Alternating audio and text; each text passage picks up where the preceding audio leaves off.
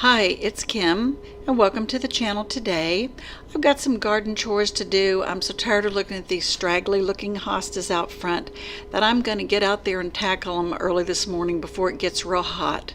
We've got really cool evenings, but hot days, and I want to take advantage here on the western side of the house and get out there early. I've got quite a few hosta to cut down and some Hypertufa pots to trim. A lot of my Hypertufa pots have the spent blossoms that they've had, or even straggly bits and pieces where the plant itself, the sedum, whatever I'm growing in it, have kind of gotten straggly and hang over the edges. I like them to keep kind of neat edges, and if you grow sedum like I do, you know how forgiving it is. You can just whack at it, trim it, give it a haircut or a bang cut, and it just grows back and asks for more. And even your little tiny pieces, if you throw them over in another pot, they'll just grow and make more. So I'm kind of going at this one and just trimming off the tops. Now I'm going to continue with the rest of the Hypertufa pots, but I'm not going to film every one of those since that would be a long and boring video.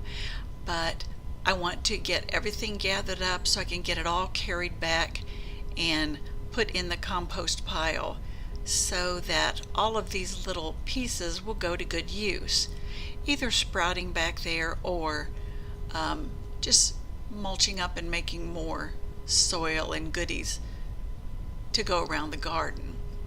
Now, I have back on the blog a post where I talk about when I like to mulch the garden, which is not for quite some time. I want there to be a freeze or at least solid frost before I start that.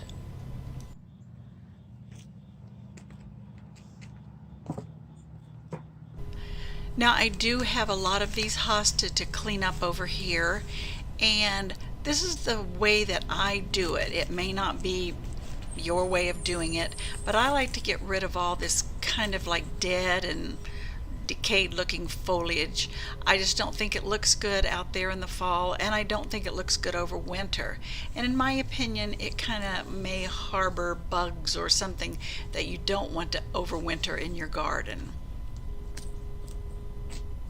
Now I use one of those garden knives that has the the real strong handle.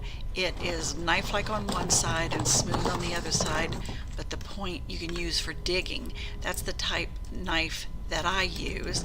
I can put a link in it if you're interested in getting one for yourself, because they're a very, very handy tool in the garden. I learned this way of cleaning up the gardens when I was in Master Gardeners. We did take care of a lot of the gardens in the cities and the county, and for instance, at the library, we would go to the library and go clean up all of their perennials like this, and I learned that cutting them back just made it nice and neat looking, and it did not change the way they grew back in the springtime at all. So if that kind of a cleanup appeals to you, maybe that's how you already do it, or you might want to experiment with one or two of your hostas or perennials. But we cut down things like the hostas, sedums, let's see, the heucheras, everything that gets a little ratty looking over the winter time. And so that's what I'm doing here. I have several in this bed, and across here on beyond those bushes where I'm at right now, there's several on the edge there that I'm going to take down also. And then under my weeping cherry, there are 3 or 4 under there that I'm going to take down too. But that just makes it nice and clean and gets it ready. I won't be mulching until after the freeze. But that's how I like to do it, and that's how I like to keep the garden clean and nice looking. And again, that knife is a really wonderful thing to use. As I go by, if I find a deep-rooted weed, I can just press it in, and in this loose mulch, it comes up real easily.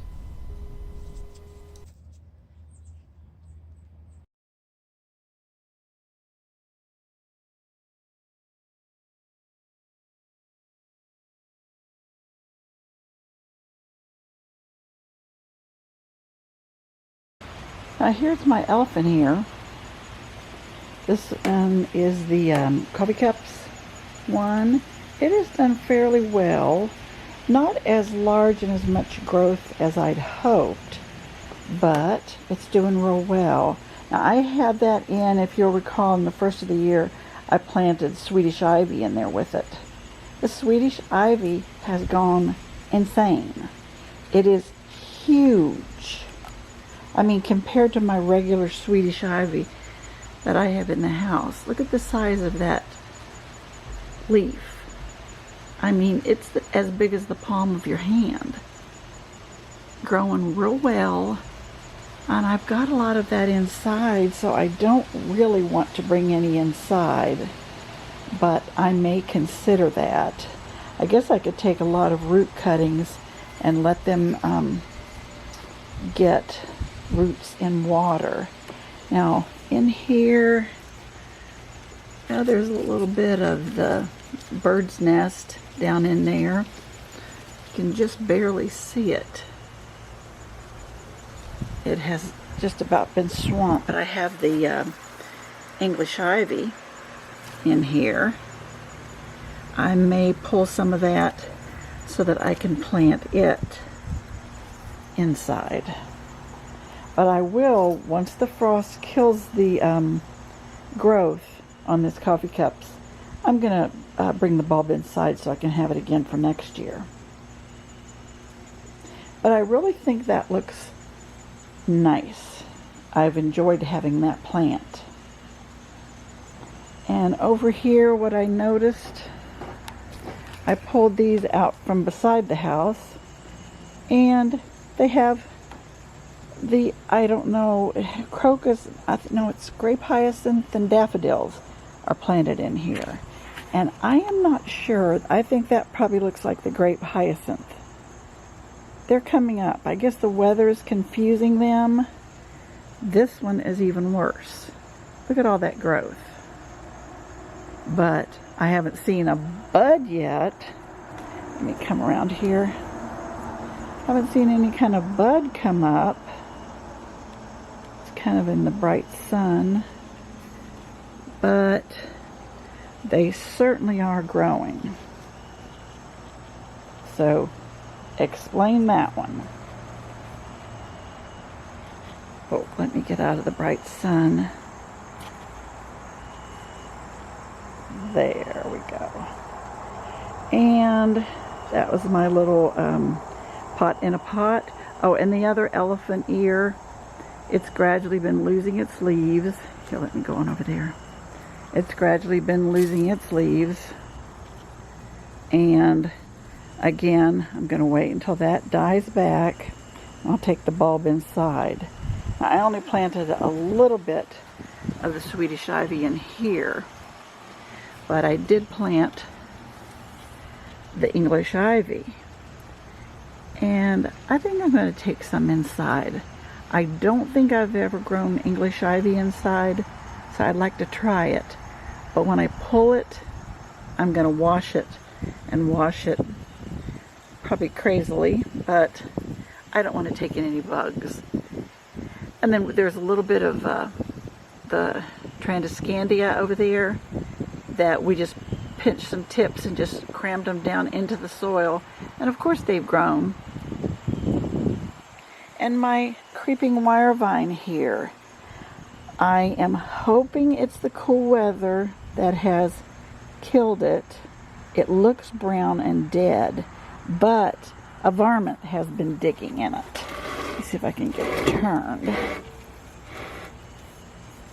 I've had some little critter digging down into there and exposing the roots. I don't know if you can see that very well, but there's a big gaping hole in the side of it. So hopefully that's not a goner. I may try to fill it up, but I don't know if that would just tempt the varmint to come back and dig it out again. But more chores, more chores. Now my little urn with the, oh, what was that, Snow Princess Alyssum. It's just about dead. And that could be from my own neglect. I still have my hummingbird feeder out. I still have seen hummers out, so I have to continue feeding them. I don't think I've ever done any video on the clematis. I've got one on an obelisk here in this pot, and it's bloomed pretty well this year. And I have the pink balloon flowers at the base. You can see there's still a lot of blossoms. I'm waiting for those to go to seed, because I'm going to sprinkle them at the base and let them grow. A few little weeds in there. I need to clean that out. I'll take care of that too.